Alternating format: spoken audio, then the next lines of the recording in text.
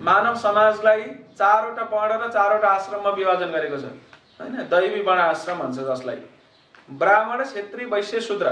र यो जुन 4वटा वर्ण व्यवस्था छ, यो वर्ण व्यवस्था चाहिँ जन्मको हिसाबले भएको होइन। तर फेरि एउटा कुरा ध्यान दिनुपर्ने के छ भनेपछि जन्म कुनै अर्थै नराख्ने तत्त्व पनि होइन, जन्मले नै अर्थ राख्छ। किनभनेपछि हामीहरूले देख्न सक्छौँ कि शिक्षित परिवारमा जन्मिएको व्यक्ति शिक्षित हुने सम्भावना धेरै हुन्छ अशिक्षितमा भन्दा। त्यस्तै गरेर ब्राह्मण परिवारमा जन्मिएको व्यक्ति ब्राह्मण हुने सम्भावना धेरै हुन्छ, यसलाई नकार्न सकिँदैन। जसरी शिक्षित बुवाले अथवा आमाले आफ्नो बच्चालाई पनि शिक्षित बनाउँछन्, त्यसै गरेर ब्राह्मण कुलमा जन्मेपछि सङ्गत सञ्जायते कामा हुन्छ नि, जस्तो सङ्गत गर्छौँ हामी त्यही किसिमको भएर निस्किन्छौँ। त्यही भएर पहिल्यैदेखि ब्राह्मणहरूकै सङ्गत हुन्छ हैन। त्यो विद्वानहरूको शास्त्र जानेका व्यक्तिहरूको सङ्गत भएपछि त्यही अनुसार बच्चाहरू पनि पछि ठुलो गएर ती गुण र स्वभावहरूलाई धारण गर्न सक्छन्। त्यो स्वाभाविक हो, त्यो अस्वाभाविक कुरा होइन। त्यही भएर जन्म कामै नलाउने तत्त्व होइन, जन्मको नि केही महत्त्व छ। तर जन्म मात्रै सर्वथोक होइन भनेको ब्राह्मणको परिवारमा जन्मियो त्यही भएर उसलाई ब्राह्मण भनेर टीका लगाएर हुँदैन। 2 पैसाको अथवा 2 रुपियाँको जनै लगायो यो त ब्राह्मण हो भनेर हुँदैन हैन। अथवा धोती कुर्ता लगाउँदैमा कोही व्यक्ति भक्त हो भनेर भन्न मिल्दैन।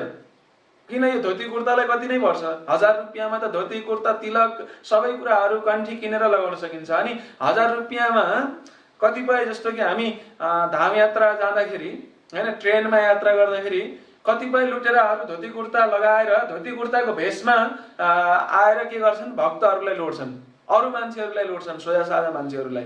किन धोती कुर्ता लगाएपछि त साधु होला भन्ने हुन्छ नि सबैको। तर धोती कुर्ताले मात्र पनि साधु बनाउँदैन। फेरि धोती कुर्ता ठिक हो कि होइन त, नलगाउने त्यसो भने?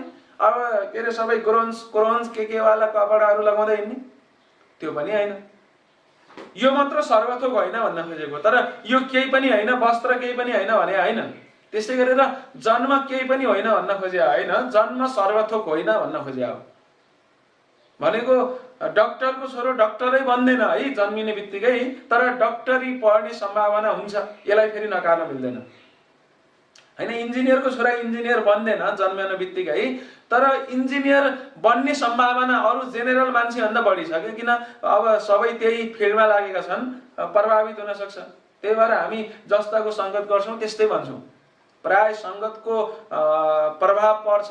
यसलाई भन्छ दैवी वर्णाश्रम हैन। गुण कर्म अनुसार ब्राह्मण, क्षेत्री, वैश्य र शूद्रहरू छानिन्छन्। त्यही भएर पहिला गुरुकुलमा जब बच्चाहरू भर्ना हुन जान्थे, गुरुको शरणमा पढ्थे, सुरुमै यो चाहिँ ब्राह्मणबाट हो कि क्षेत्री, वैश्य, शूद्रबाट भनेर छुट्टिने थिएन।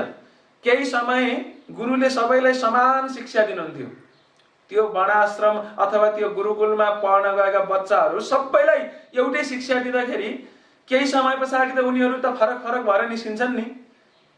कसैले चाहिँ यो वेद अध्ययन, शास्त्र, उपनिषद, यी संस्कृत श्लोकाहरू पढ्ने, ज्ञान गुणका कुरामा रुचि राख्छन्। कोही चाहिँ प्रशासनिक हैन, धनुष विद्या सिक्ने अथवा लड्न खोज्ने, प्रशासनिक कार्य गर्न खोज्ने भएर निस्किन्छन्। कोही चाहिँ व्यापार व्यवसायमा अगाडि बढ्न खोज्छन् हैन, गाई पालन अथवा खेतीपाती, कृषि यस्ता कुराहरूमा रुचि राख्छन्। र कोही चाहिँ अरूको मातहतमा रहेर काम गर्ने के गर्छन्, स्वभाव प्रस्फुटित गर्छन्। अनि गुरुले अनि त्यसपछि छुट्याइदिनुहुन्थ्यो कि यो चाहिँ ब्राह्मण भयो, यो चाहिँ क्षेत्रीय, यो चाहिँ वैश्य र यो चाहिँ शूद्र। अनि यो छुट्टिने प्रक्रिया कस्तो हुन्थ्यो भनेपछि एउटै परिवारका दुई दाजुभाइ गएका छन् र एउटा चाहिँ कसैको मातहतमा रहेर काम गर्नका लागि त्यस्तो स्वभाव देखाउँछ भने त्यसलाई चाहिँ गुरुले शूद्र भनेर नामकरण गर्नुहुन्थ्यो। अनि त्यसपछि कोही चाहिँ त्यही एउटै परिवारको अर्को भाइ, यदि उसमा चाहिँ त्यो विद्वता छ, शास्त्र प्रति अध्ययन गर्नका लागि उसलाई रुचि आउँछ, अनि यति मात्र नभएर ऊ चाहिँ सफा हुन्छदेखि लिएर यस्ता कुराहरू जुन ब्राह्मणका गुणहरू, योग्यताहरू भगवत गीतामा वर्णन गरिएका छ, त्यस्ता योग्यताहरू देखियो भनेपछि गुरुले के गर्नुहुन्थ्यो, यो चाहिँ ब्राह्मण भनेर। एउटै परिवारका दुईजना व्यक्ति, एउटा ब्राह्मण एउटा शूद्र पनि हुन सक्थे। यो चाहिँ गुरुकुल सिस्टम पहिला यसरी चल्थ्यो भनेपछि। तर पछाडि कालक्रममा चाहिँ जन्मलाई नै बढी प्राधान्यता दिइयो। फेरि मैले भने कि जन्म कामै नलाग्ने कुरा नि होइन, जन्म पनि महत्त्वपूर्ण कुरा छ। तर जन्मको आधारमा मात्रै यो ब्राह्मण, क्षेत्री, वैश्य, शूद्र भनेर हुँदैन। यसलाई चाहिँ दैवी वर्णाश्रम भन्छ। संसारका कुनै पनि कुनामा, चाहे अमेरिका होस्, चाहे अफ्रिका हुन्, चाहे चाइना हुन्, अथवा कुनै पनि ठाउँमा यो चार प्रकारका व्यक्तिहरू हुन्छन्। बुद्धिमान वर्ग, प्रशासनिक वर्ग, अथवा व्यापारी वर्ग, अनि अर्को चाहिँ कामदार वर्ग। यसलाई चाहिँ हाम्रो संस्कृतको भाषामा टेक्निकल्ली के भन्छ? ब्राह्मण, क्षेत्री, वैश्य, शूद्र। र यो जरुरी छ। जसरी एउटा संस्था अथवा अर्गनाइजेसन चलाउनलाई अध्यक्ष, सदस्य, सचिव, कोषाध्यक्ष यो सबै छ नि त। भनेपछि हेर्दाखेरि त अध्यक्षलाई सबैभन्दा बढी पावर दिएको जस्तो देखिन्छ, तर अध्यक्ष जन्मने बित्तिकै अध्यक्ष भएर त कोही पनि आउँदैन। फेरि त्यो अध्यक्ष सधैँभरि अध्यक्ष नै भइरहेको छ भन्ने नि भएन। जस्तो कि ब्राह्मण व्यक्ति सधैँभरि ब्राह्मण हुन सक्दैन, हुन सक्ला, जीवनभरि हुन नि सक्ला, तर केही गरी त्यो व्यक्ति अब कुनै समयमा गएर ब्राह्मणका योग्यताहरू, गुणहरू देखाउन छोडेर उसले फेरि प्रशासनिक, क्षेत्रीयको स्वभाव देखाउन लाग्यो भने के भन्ने? त्यसलाई क्षेत्रीय हुने भयो नि त। त्यही भएर संसारमा यो कुरालाई आजभोलि धेरैले बुझेका छैनन् र धेरै विकृति विसङ्गतिहरू यही बुदाबाट सुरु भएका छन्, हैन।